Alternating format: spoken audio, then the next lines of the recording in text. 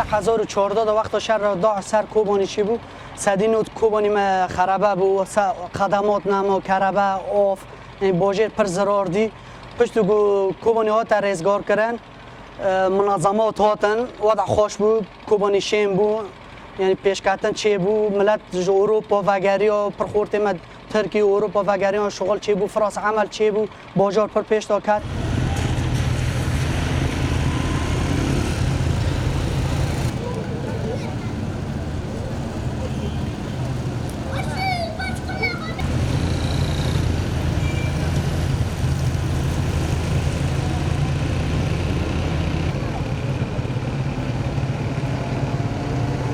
پشتی ده منظمات حینی نوزا شنده دعوی رو سلعین ایدو چون راقی طبقه گی منظمه جبر چون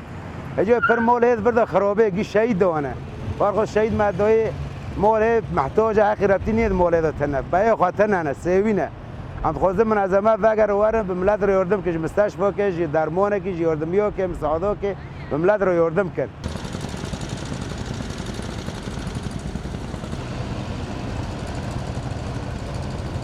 تمام ذکر منظمات بگر نوی در که کوبکی منطقه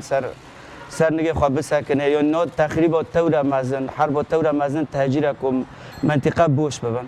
منطقه مجی حالیان تاثیر که پر لیبه که مای خوب پرن و هم تمام ذکر که منظمات وگرن منظمات ورن استقرار کشه به ملت ثقت بکه کوجوی دو وگره بیسو بری خوابالی ته وره